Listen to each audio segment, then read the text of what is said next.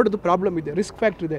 ಈಗ ನಾನು national highways ಅವರು ನನಗೆ ಮಾತು ಕೊಟ್ಟಿದ್ದಾರೆ, ಸರ್ ನೀವು ರೋಡಲ್ಲಿ ಸರ್ವಿಸ್ ರೋಡ್ ಮಾಡಿಕೊಡಿ ಆ ಕಡೆ ಕಾಲೇಜ್ ಕಡೆಗೆ, ನಾವಿಲ್ಲಿ ಬಸ್ ಸ್ಟಾಪು ಮಾಡ್ತೀವಿ, ಒಂದು ಸ್ಕೈ ವಾಕು ಮಾಡಿಕೊಡ್ತೀವಿ ಅಂತ ಹೇಳಿದ್ದಾರೆ. ಅದಕ್ಕೆ ನಾನು ಸತೀಶ್ ಜಾರಕಿಹೊಳಿ ಅವ್ರಿಗೆ ರಿಕ್ವೆಸ್ಟ್ ಮಾಡಿ ನ್ಯಾಷನಲ್ ಹೈವೇಗೆ ದುಡ್ಡು ಕೊಡೋಕ್ಕೆ ಬರೋಲ್ಲ ಅಂಥದ್ದು PWDಯಲ್ಲಿ 2 ಕೋಟಿ 40 ಲಕ್ಷ ಟೆಂಡರ್ ಆಗಿ ಅದು ಕೆಲಸ ಶುರು ಮಾಡಬೇಕು. ಇವೆಲ್ಲ ಯಾಕೆ ಮಾಡ್ತಾಯಿದ್ದೀವಿ? ಆಮೇಲೆ ಏನೋ ಇದೆಲ್ಲ ಅನುಮತಿ ಇಲ್ದಿರ ಮಾಡಿದರು, ಆಯಿತು ಇನ್ನು ಇಷ್ಟೆಲ್ಲ ಆಗೋಗಿದೆ, ಇದನ್ನು ತಡೆಯೋದು ಬೇಡ ಅಂತ ಹೆಚ್ಚುವರಿ ಆದರೂ ಕೂಡ ಇಡೀ ರಾಜ್ಯದಲ್ಲಿ ಮೆಡಿಕಲ್ ಕಾಲೇಜ್ಗೆ ಯಾರಿಗೂ ಅಷ್ಟು ದುಡ್ಡು ಕೊಟ್ಟಿಲ್ಲ. ಅಂಥದ್ದನ್ನು ನಮ್ಮ ಸರ್ಕಾರ ಇವತ್ತು ಬರೆಸಿದೆ. ಇವತ್ತು ಅಲ್ಲಿ ಆಸ್ಪತ್ರೆ ಮಾಡೋಂಥ ಜವಾಬ್ದಾರಿಯೂ ನಮ್ಮ ಮೇಲಿದೆ. ಅದರಿಂದ ನಾವು ಜಿಲ್ಲೆಗೆ ಈಗ ನಂದಿ ರೋಪ್ವೇ ಇರ್ಬೋದು, ಫ್ಲವರ್ ಮಾರ್ಕೆಟ್ ಇರ್ಬೋದು, ಡೈರಿಗೆ ಜಮೀನು ಕೊಡಿಸುವಂಥದ್ದು ಇರ್ಬೋದು, ಅಲ್ಲಿ ಯಾರು ಕೊಡಿಸಿದ್ದೀವಲ್ಲ ನಾವೇ ತಾನೇ. ಅದರಿಂದ ನಾವು ದೊಡ್ಡ ದೊಡ್ಡ ಕಾರ್ಯಕ್ರಮಗಳನ್ನು ಕೆಲವು ಹೆಚ್ಚಾಗಿ ನಾನು ಮಾಡ್ತಾಯಿರ್ತೀನಿ, ಉಳಿದಂಥ ಕ್ಷೇತ್ರದಲ್ಲಿ ಆಗುವಂಥದ್ದನ್ನು ಪ್ರದೀಪ್ ಅವ್ರು ಮಾಡ್ತಾರೆ. ಅದರಿಂದ ಜವಾಬ್ದಾರಿಗಳು ನಾವು ಅವರವರ ಜವಾಬ್ದಾರಿ ನಾವು ಹಂಚ್ಕೊಂಡಿದ್ದೀವಿ. ಅದರಿಂದ ನಾವು ಇದನ್ನು ನಾನು ಏನು ಮುಖ್ಯಮಂತ್ರಿ ಆಗಕ್ಕ ನೋಡಿ, ಈಗ ಒಂದು ಹೇಳ್ತೀನಿ ಕೇಳಿ, ಈಗ ತಕ್ಷಣ ಹುಟ್ಟಿರುವಂಥ ಮಗುನೇ ಇವತ್ತು ಕೈಗೆ ಫೋನ್ ಬೇಕು, ಆ ಫೋನ್ ಸಿಕ್ಬಿಟ್ರೆ ಹಿಂಗೆಲ್ಲ ಪಿಳಿ ಅಂತ ಇರ್ತದೆ. ಅದರಿಂದ ಇವತ್ತು ರಾಜಕಾರಣದಲ್ಲಿ ಮುಖ್ಯಮಂತ್ರಿ ಆಗಬೇಕು ಅಂಥೇಳಿ ಯಾರಾದರೂ ಕರೆದ್ರೆ ಬೇಡ ಅನ್ನೋಕ್ಕಾಗತ್ತಾ?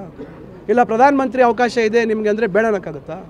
ಯಾರೂ ಬೇಡ ಅಂತ ಹೇಳಲ್ಲ. ಆದರೆ ಕೇಳುವಂಥ ಸಂದರ್ಭದಲ್ಲಿ ನಮಗೂ ಇರಬೇಕು, ನನಗೆ ಆ ಯೋಗ್ಯತೆ ಇದೆಯಾ ಇಲ್ವಾ ಅಂತ. ಅದರಿಂದ ಸುಮ್ಮನೆ ಆ ಪದವಿಗೆ ಅವಮಾನ ಮಾಡ್ತಕ್ಕಂಥ ರೀತಿಯಲ್ಲಿ ನಾವು ಯಾರು ನಡ್ಕೋಬಾರ್ದು.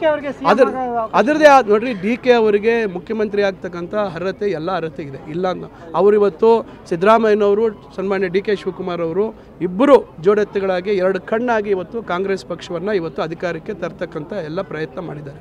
ಅದರಿಂದ ನೋಡಿ, ಈಗ ನಾನು ಆಗಲೇ ಭಾಳ ಸ್ಪಷ್ಟವಾಗಿ ಹೇಳಿದೆ, ಹೈಕಮಾಂಡ್ ಹಂತದಲ್ಲಿ ಇರ್ತಕ್ಕಂಥ ವಿಚಾರ ನಾನು ಮಂತ್ರಿ ಆಗಿದ್ದೆ, ನನಗೆ ಗೊತ್ತಿರಲಿಲ್ಲ ಅಂಥದ್ದು ನಾನು ಇನ್ನೊಬ್ಬರ ಬಗ್ಗೆ ಏನಾಗುತ್ತೆ ಅಂತ ನಾನು ಹೇಳೋಕ್ಕೆ ಸಾಧ್ಯ ಇಲ್ಲ. ಹೈಕಮಾಂಡ್ ಅವರು ಸೂಕ್ತ ಸಮಯದಲ್ಲಿ ಅವ್ರು ತೀರ್ಮಾನ ಮಾಡ್ತಾರೆ, ಅವ್ರು ತಗೊಳ್ಳೋಂಥ ತೀರ್ಮಾನಕ್ಕೆ ನಾವೆಲ್ಲ ಬದ್ಧವಾಗಿದ್ದೀವಿ.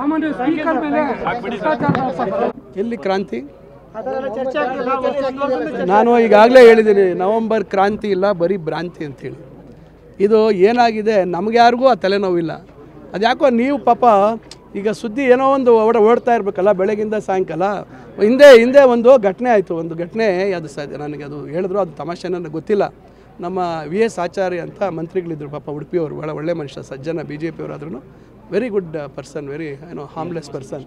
ಅವರು ಇದರಲ್ಲಿ ಹೈಯರ್ ಎಜುಕೇಷನ್ ಮಿನಿಸ್ಟರ್ ಆಗಿದ್ದರು. ನಾನು ಆವಾಗ ನಮ್ಮ ಯೂನಿವರ್ಸಿಟಿ ಇದು ಮಾಡೋಕ್ಕಿದ್ದೆ, ಮೆಡಿಕಲ್ ಎಜುಕೇಷನ್ ಆಗಿದ್ರು, ಒಳ್ಳೆ ಮನುಷ್ಯ, ಮುಜರಾಯಿ ಸಚಿವರು ಇದ್ದರು. ಅವರು ಹತ್ರ ಒಂದಿನ ಯಾರೋ ಬಂದು ಹೇಳ್ತಾಯಿದ್ರಂತೆ, ಸರ್ ಯಾರೋ ಬಂದಂಗೆ ವಿಧಾನಸೌಧ ಕಾರಿಡಾರಲ್ಲಿ, ಸರ್ ಅದೇನು ಸರ್, ಅದು ಯಾರೋ ಒಂದು ಇವ್ರನ್ನ ಇಟ್ಕೊಂಡು ಹೊಡಿತಾ ಇದ್ದಾರೆ ಸರ್, TVಯಲ್ಲಿ ತೋರಿಸ್ತಾ ಇದ್ದಾರೆ.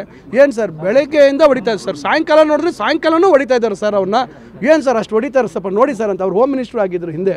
ಅಂದರೆ ಸುದ್ದಿ ಬೆಳಗ್ಗೆ ಪ್ರಾರಂಭ ಆಗಿದ್ದು ರಾತ್ರಿಯವ್ರಿಗೂ ಅದನ್ನೇ ಹೊಡಿತಾ ಇರ್ತಾರೆ. ಅಥವಾ ಈಗ ನೋಡಿದವ್ರು ಇದೇನಪ್ಪ ಇದು ಇಷ್ಟೆಲ್ಲ ಹೊಡಿತಾರ ಮಾಡ್ತಾರಂತ. ಹಂಗೆ ಈಗ ಏನಾಗಿದೆ, ಈಗ ನಿಮಗೆ ನವೆಂಬರ್ ಕ್ರಾಂತಿ ಅಂದ್ಕೊಂಡು ಏನೋ ಅಂದ್ಕೊಂಡು ಪಾಪ ನಾನು ನಿಮಗೆ ತಪ್ಪು ಅಂತ ಹೇಳಲ್ಲ, ಈಗ ಅದು ತಾವು ಅದು ಸುದ್ದಿ ಮಾಡಬೇಕು, ಅದಾಗ್ತದೆ. ಇವತ್ತು ಕಾಂಗ್ರೆಸ್ ಪಕ್ಷದ ಹೈಕಮಾಂಡ್ ಇವತ್ತು ಭಾಳ ಅವ್ರದ್ದೇ ಆದಂಥ ಜವಾಬ್ದಾರಿಗಳಿದ್ದಾವೆ.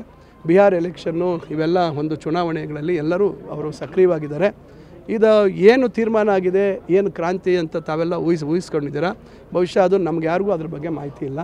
ನಮ್ಮ ಕಾಂಗ್ರೆಸ್ ಪಕ್ಷದ ಹೈಕಮಾಂಡ್ ಆಯಿತು, ಮಾನ್ಯ ಮುಖ್ಯಮಂತ್ರಿಗಳು, ಉಪಮುಖ್ಯಮಂತ್ರಿಗಳು ಶಿವಕುಮಾರ್ ಅವರಾಯಿತು, ಅವರೆಲ್ಲರೂ ಏನು ತೀರ್ಮಾನ ತಗೊಳ್ತಾರೆ ಅದಕ್ಕೆ ನಾವೆಲ್ಲ ಬದ್ಧರು. ನ್ಯೂಸ್ ಫಸ್ಟ್, ನಿರ್ಭೀತಿಯಿಂದ ನಿಮ್ಮ ಪರವಾಗಿ.